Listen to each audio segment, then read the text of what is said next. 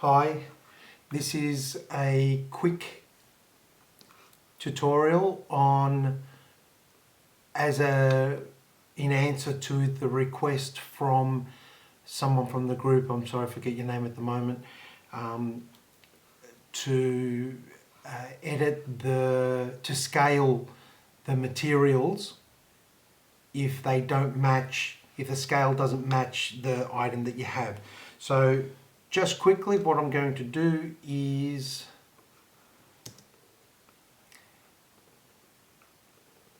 make a hypothetical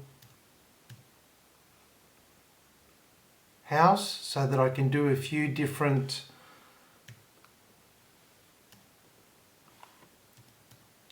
options so that you can get the idea. This is just a quick conceptual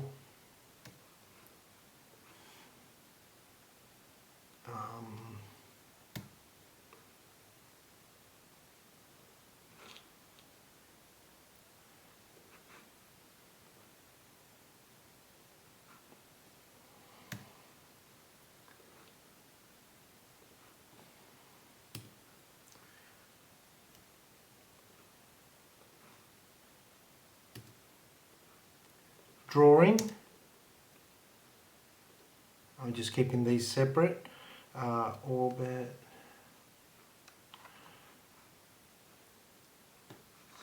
Okay, so rectangle, erase.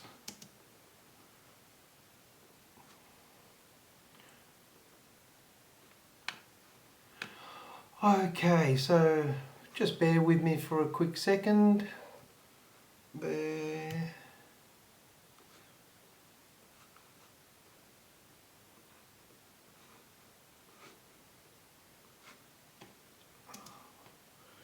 Okay, so now we'll go File, Protractor. Hope everyone's having a great day. I only just got home. I would have pre-prepared this, but I was thinking it might be good for everyone just to see how I might do a workflow and how quick it is potentially to model in SketchUp.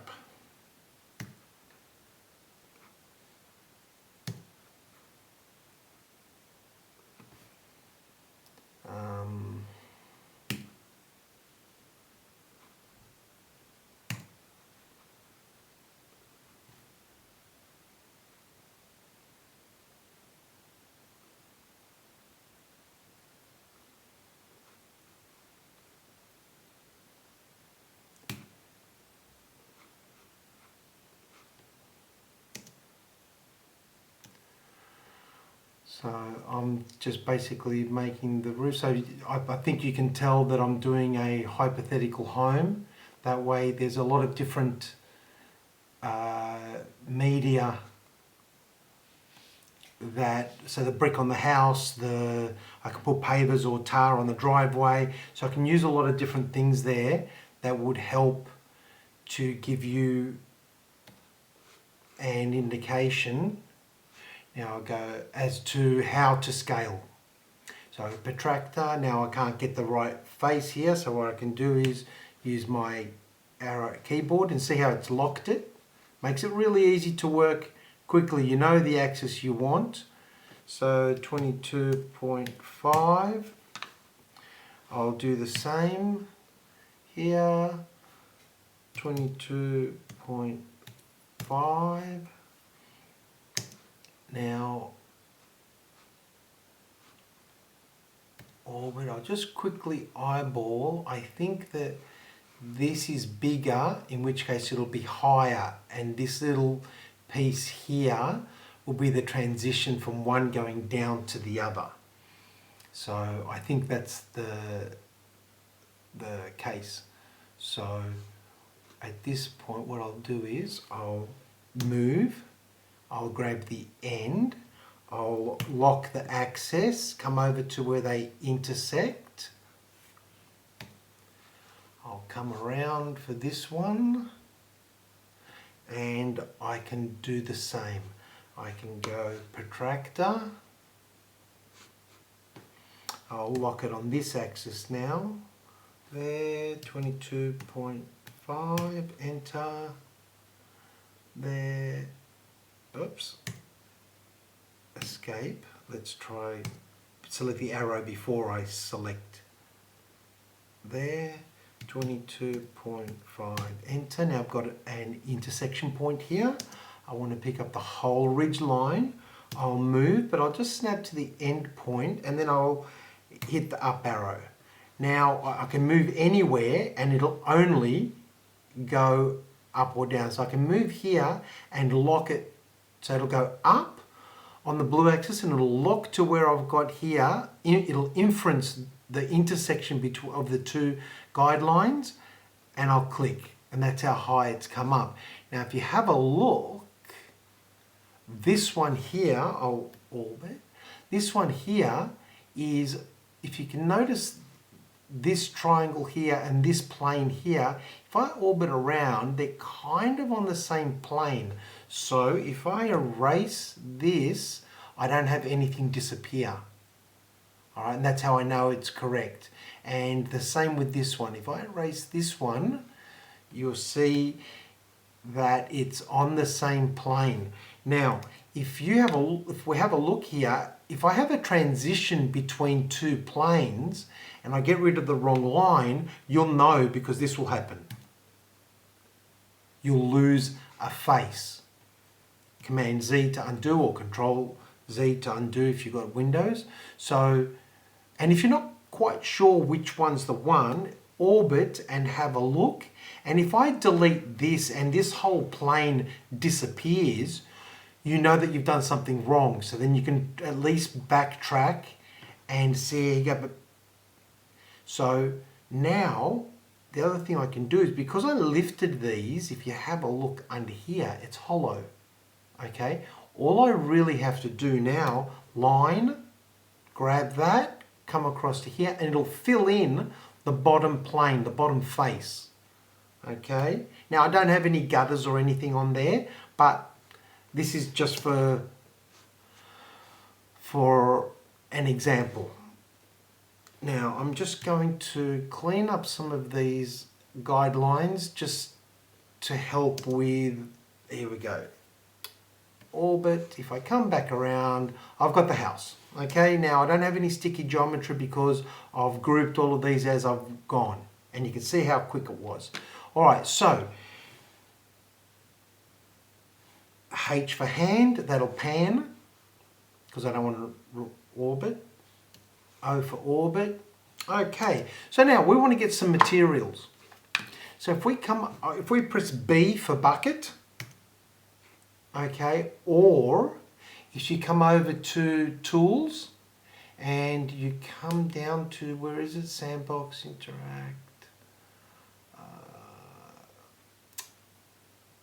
I never use it from here, so I don't know where it is. Outer shell, section plane, sandbox. Here we go. Sometimes you can use help, all right? So help, I've got in the cursor here, I'll type materials. Okay, so down here you've got face style, photoreal materials. All right, so you can see here it's in view, all right? Or you can come down to materials, it's in camera. Sorry, it's in window. Okay, so if I come over to window, come down to materials, and my materials comes up. All right, or I can simply press B on my keyboard and the same thing comes up. Okay, so shortcuts, people, learn your shortcuts. Now over here, if I start from the left, I've made my cursor pink and also blue, so that you can easily see it in the videos. So you've got the section here, which is a color wheel, and you can select anywhere on the color wheel. You can choose the opacity level, and if you have a look down here at the sample, it'll show you with a diagonal line and two separate colors, that signifies that it's an opacity level other than solid. Okay, so if I put the opacity to 100%, you'll see it's a solid color.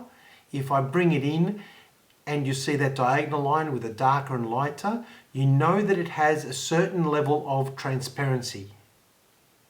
Okay, so if I grab that color, I come over, you'll see there's a bucket there, and I've got green, so let's do it for the grass.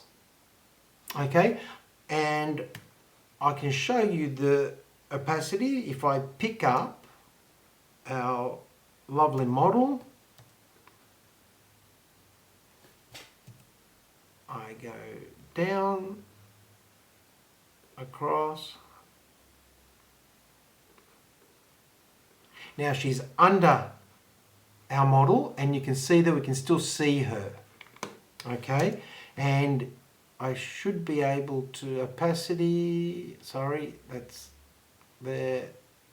If I take that to 100% and do it, now you can't see through it. If I bring the opacity level back, you can see through it. Okay, the next one here, you've got sliders. So from there you can choose RGB sliders, CMYK sliders, HSB sliders. I know that that's something to do with graphic design. I know CMYK is printing, okay, because we don't have very good red, green and blue inks. So when you want to print something to match it on screen as close to what you're going to print, you would use CMYK colors. This is not really all that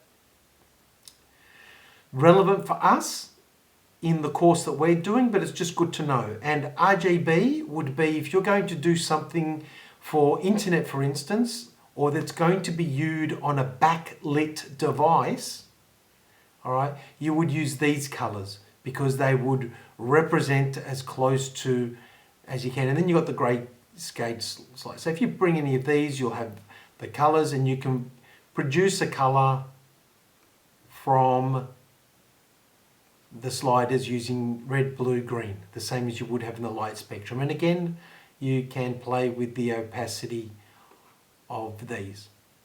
Okay. Then we move on to the spectrum. Okay, so you can pick anywhere on the spectrum. It's a little bit like the color wheel.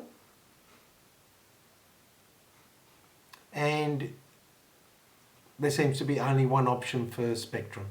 Then you've got here the colors. I think the way that they're displayed as pencils is very much a Mac thing. I think you just have color swatches. And you can, I forget how to do it, but you can build up a library of colors here that you can then draw from. Okay, so, and they've got names. So this one here would be a close representative to steel. This one would be tin, nickel, aluminium. So that would help if you needed to. So clover, fern. So that the names, lime, spring, so the names of the colours will help you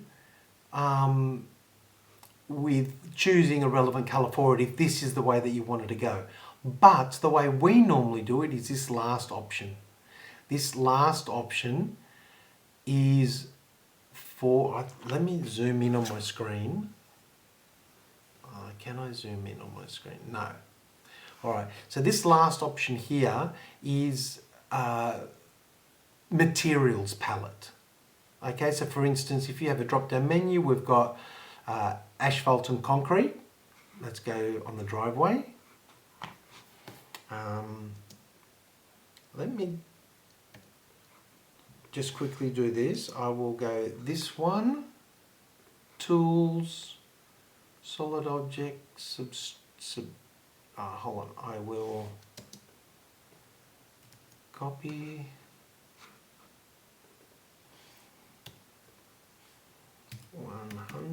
I've got to make a 3D object out of these two. to use the tool I want to use. So there I will copy. Now I want this one, tools, there, subtract from this one. And now what I've done is I've removed this driveway. Because I copied it earlier, I can go edit, paste in place and put the driveway down.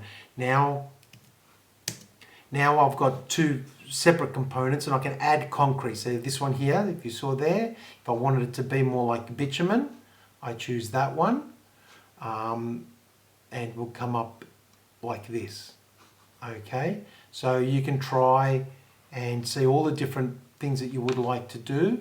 I think they've got ground. What's that?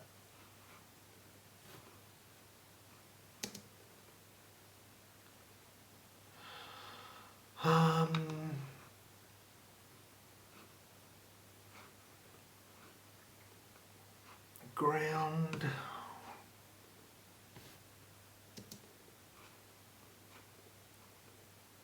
Here we go. Now, because I clicked orbit.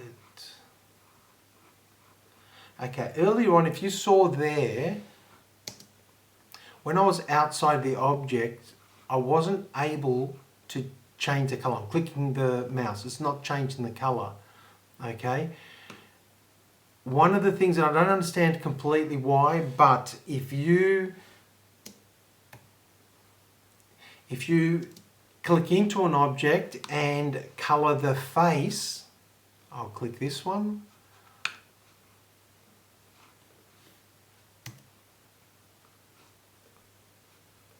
Ah, come on.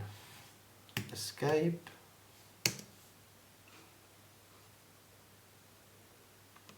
I'll double click into it. I'll select there, but it only does one face.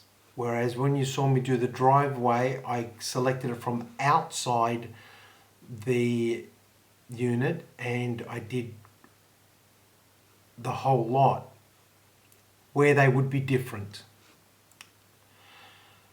and how it affects you. So let's say I make a roll for a C-purlin for a roof in a factory, a C-purlin, and I make that as one component, it's one material. I can select it and change the color of the whole thing from the outside, because that particular item is going to be the whole thing. And I can every time I change that, it changes all of the faces. Okay. Whereas before, you can see it's still, the green is still transparent. Okay, because when I chose the color, I double clicked into the group. So now I'm stuck having to double click into the group, because if you have a look here, I'm clicking on it, it's not changing anything. So I've got to double click into the group and then I get to change that face, but then I've got to change that face and I've got to change that face. Now, why would you do separate things in an object? I'll show you why. If you're doing a house, for instance, and you're just doing a very fast mock-up for a client, and you know how some homes have a brick veneer front, but then the back of the house is weatherboard. Well, in that case, if I clicked on, where's brick? Brick. If I clicked on, come on, there, now I've got brick around the whole house.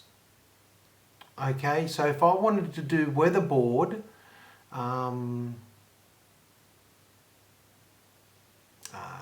wood, hopefully I can, it changes all of them. Okay, so in that instance, I would prefer to brick.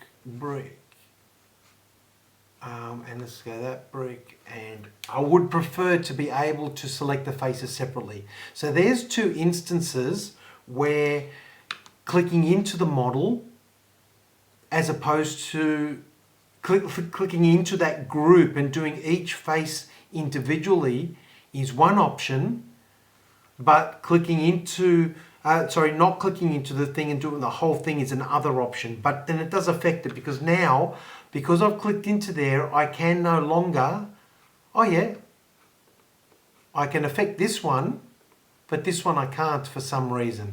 And I'm not entirely sure why. Okay, so that's something that you need to be mindful of when you're picking how you're going to. If you've got multiple faces, you might have multiple things, then you're better off clicking into the group.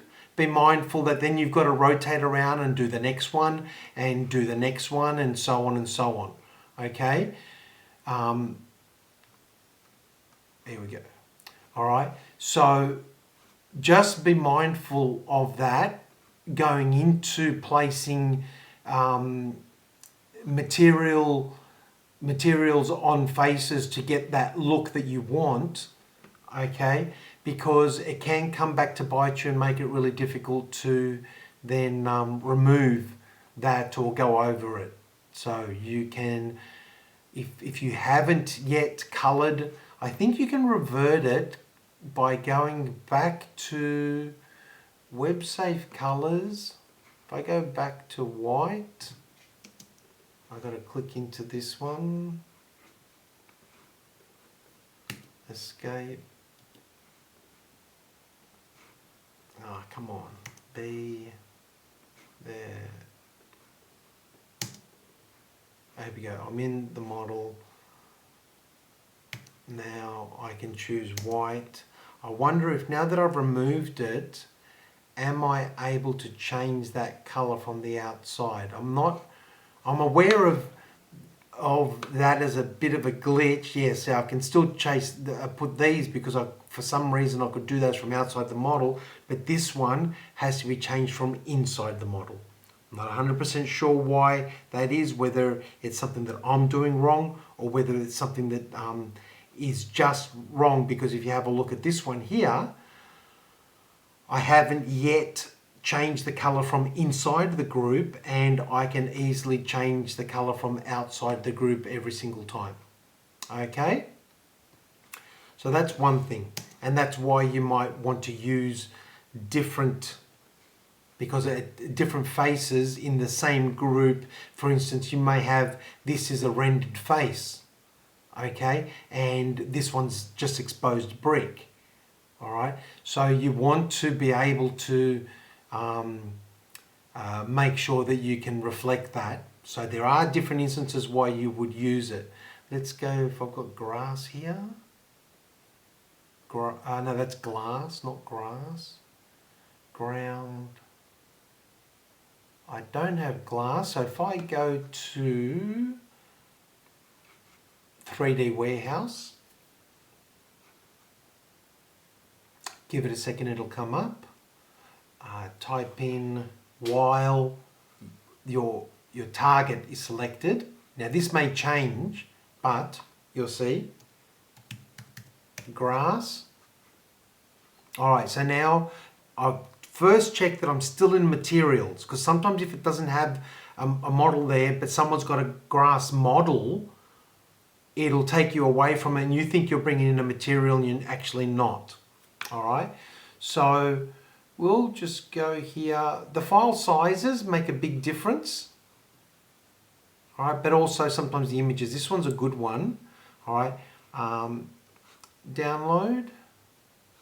You'll see it downloads it here into, where is it?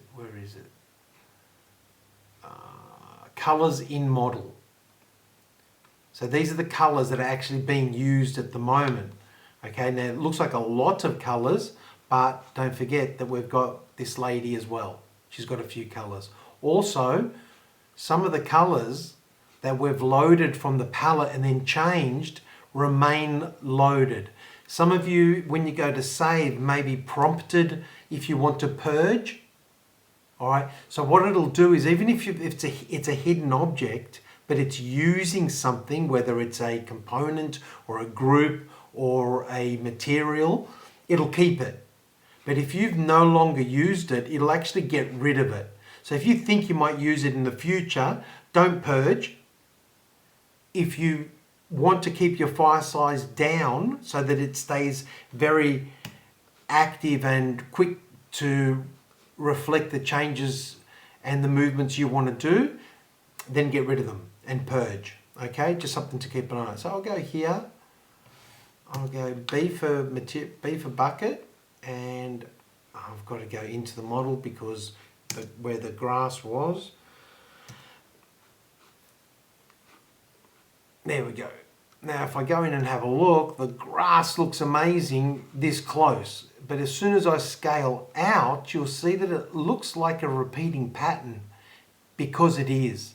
In a lot of cases, if I right click on this and try and edit it, if you have a look, this texture is only 450 by roughly 450 by 300 millimeters. And this thing,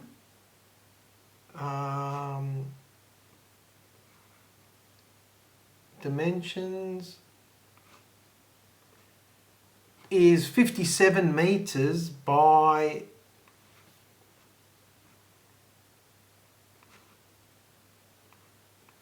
30 meters. All right, so you can imagine how, cancel, sorry, that was the wrong thing. You can imagine how many times this has to be duplicated.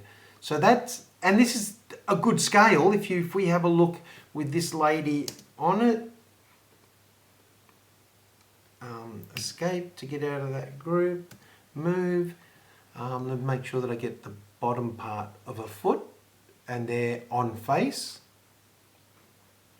If you have a look here, if we zoom in, it's kind of the correct scale to what the grass would be for a real person, all right? But it looks weird like this. So there's some of the things that you're going to need to be aware of. It doesn't always translate, all right, because it is a computer screen, okay? Some people will do a grass thing that is 3.5 by 3.5 meters. So now when that repeats over, it's a lot harder for your eye to see the repeating pattern. Okay? So just be mindful of that.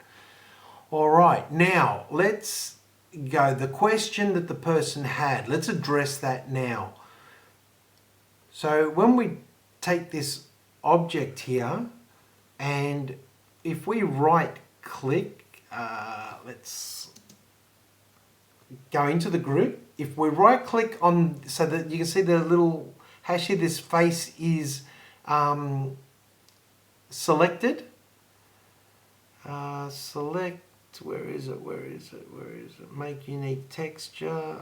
Okay, this only works. So this is a little bit of a flaw that they've got with it. Let's say we'll click into the model. We'll drop this. It's the same brick face, but now when I come just to the select tool, I can right click and I have this new option in the drop down menu, and it's texture. Now you can position it, reset the position, projected, which is a little bit more advanced, and then you can edit the texture image. All right. So let's say for instance that this was brought in and the scale didn't match. In this instance, it's kind of pretty accurate, but let's say it didn't match. If you click on this position, you'll get this, where it'll show you this window is actually the image, and then it's just repeated and repeated and repeated, because you can see here this particular brick with the 3 marks on it, then it repeats again, when it comes over to the side. Okay, so now you only get this option if you've put the material inside your component or your group. All right, so be mindful of that. But now you've got these options, you can scale or shear the texture. You can distort the texture. So let's start with the first one. If I move that, you can see here, if I move left or right, it distorts it in ways that you can really stuff it up. Okay, so getting this back to things. So I will use my keyboard and go Command Z for max, and I think it's Control Z for the undo or command, or you can go up here, edit, undo paint. Okay, now the next thing here is the plus. If I hold on, if I click and drag, you will reposition it. Now sometimes, let's say you get an image. Why would you want to use this? Let's say sometimes you get an image online of a photo that's a graffiti wall, okay? And you want to put that on a thing, and the image is this big, your wall is only this big, and you just want to position that bit of graffiti and the wall inside into the position that you want, okay? So that's where you would use this move. But you got to click and hold it, okay? This one here will scale and rotate. So if you keep it on a plane, you can see that you scale it. You can scale it as well as rotating. And with the rotate, I think you can type in, no, you can't type in a value. I've undone that. It's literally just positioning. So this one here, you can scale. So let's say, let's scale it right out to, it'll snap to there. So make sure that I haven't moved off the line. Let me just check if I can. No, you can't use your inference locking, so you can't use your keyboard commands to lock it in position. All right, shift to toggle fixed pins. Let's see what, because remember down here, it also, hold on, I've lost where I am. Here we go. Control Z to undo. I'll go back to texture position. So down the bottom here, drag pins to adjust. So whenever you click on a tool, on a tool, all right, so for instance here I've opened up the texture to the reposition, it's got the things that you can do. So you can position, scale or orientate. Shift equals toggle fix pin. So shift,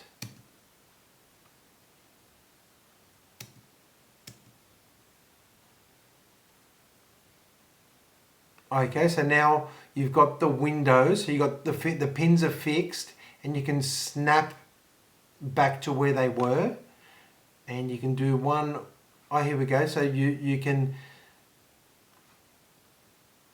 you're doing essentially the same thing with each one, and then you can hit shift again, and that brings them back out to their respective purposes.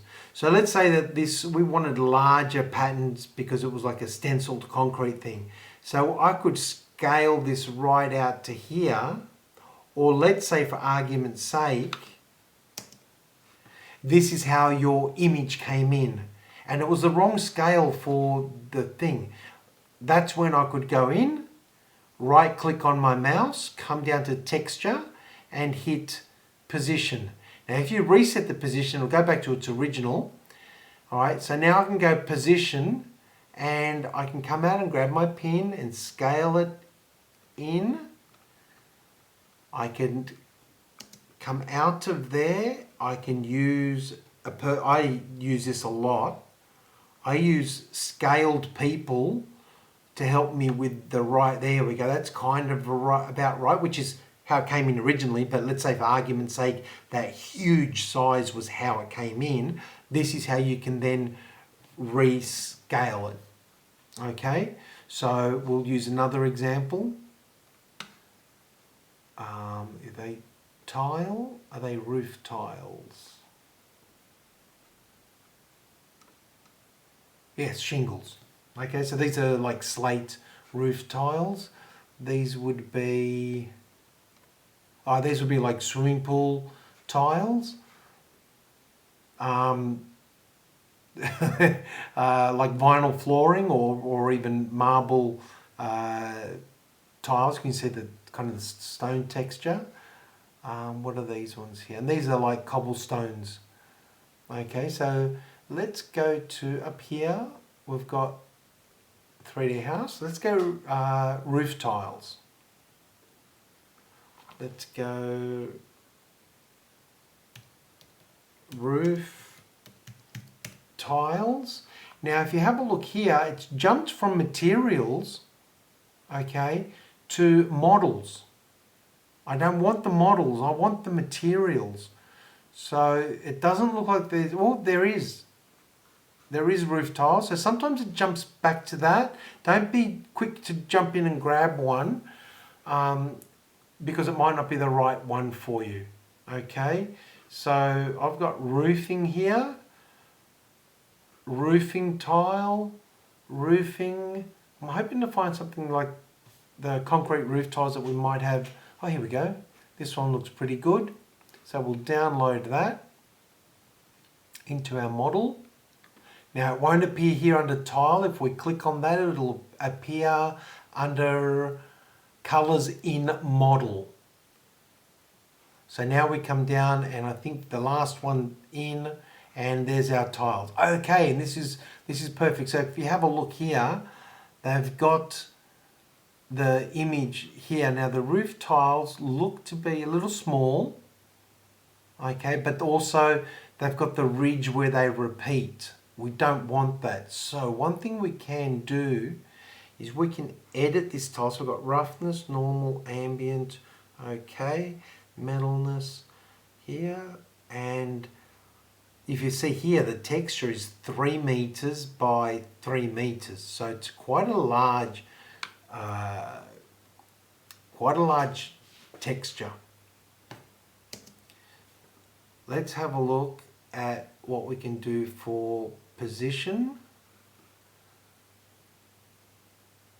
Okay, so this is, you can see here, it's just under that area and just over that area. So this was intended to be used like for a smaller roof where you go here.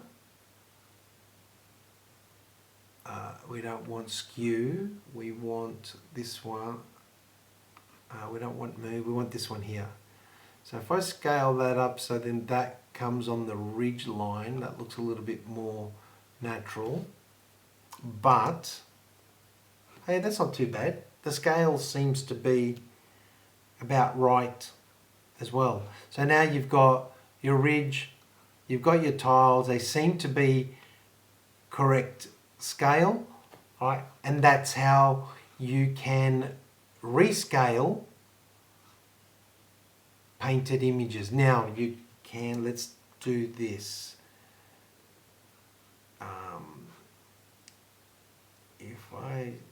If I select that, that just selects the color that you've got there. You may need to, what you could do is grab this face, texture, make unique texture. Otherwise what will happen is if you pull this texture in, B for bucket, it comes back in that scale, in the original scale. Okay? If I take this image here and make a unique texture, it'll appear here. So now if I click on that, select this one, put it on there, you'll find that it comes in to the new scale. Right? So all I've got to do there is, I still have to position it though, that's the problem there, position, and if you have a look here, I'll have to bring it up to there because this was a new texture. This shape, the roof shape was a new texture. So if I reposition this, I don't have to rescale it. All I've got to do is make this work inside that space. okay, which is going to be a little bit difficult when I come to this space where it is larger than this one. So they're things to keep in mind when you're doing this, okay?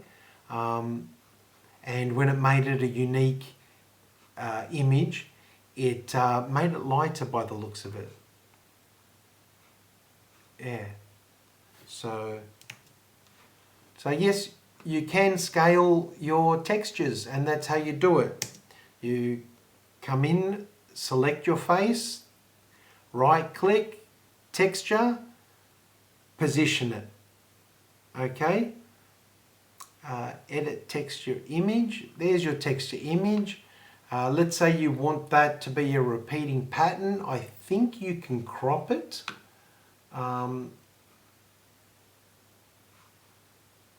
If I go like that, I go from about halfway to halfway. There, I think I can copy image, copy, share. Oh, where's the crop? There's a crop command here somewhere. I know it. I know there is.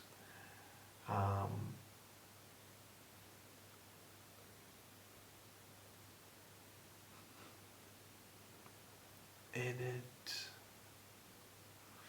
Anyway, I know that there's some way of cropping that as an image, and you can have that as your new image, and what it will do is it'll just copy across. It'll copy across, copy across, copy across. So when you do your cropped edge, just know that this edge will now join on to here, so that one there kind of has to line up. Very difficult making. It is possible to make your own materials, but it is very difficult to get a material that doesn't look weird when it repeats and repeats and repeats over a larger surface. Okay, but that's for another tutorial. So I hope that helps. Okay, you can set your textures and you can then rescale them. Grab it, texture, position, done there, texture,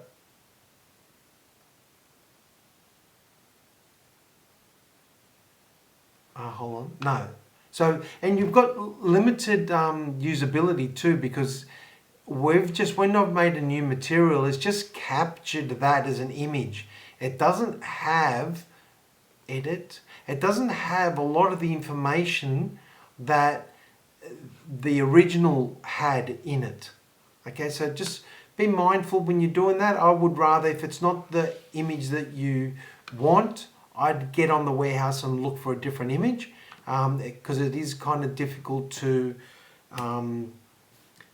if I edit this one, I've got all of these available. Texture, it's 16 meters by 5 meters, so it's quite large.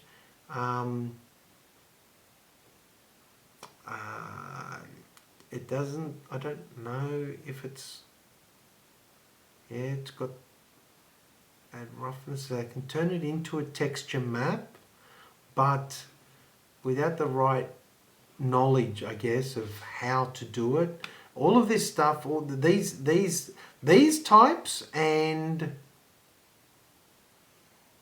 I guess it's just the flat colors in model.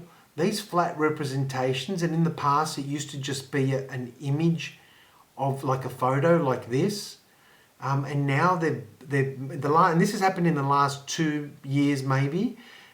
They've started to get all of these things where they've got far more options.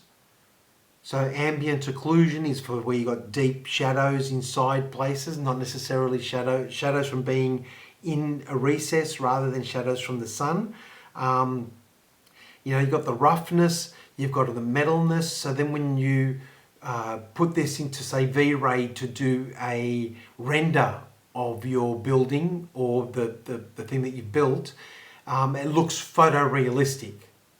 Okay, so that's what all of these have, and all of these options are only a really recent addition into SketchUp, and it's been fantastic. So these images that I'm more familiar with using from the past never had the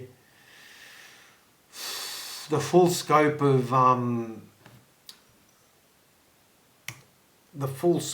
usability that these new texture forms had. Anyway, I hope that helped and answered your questions. So yes, you can scale things, and like I said to you before in the response in the group chat, it is easy to do, it's hard to explain. So I hope this explanation helps. Okay, good night.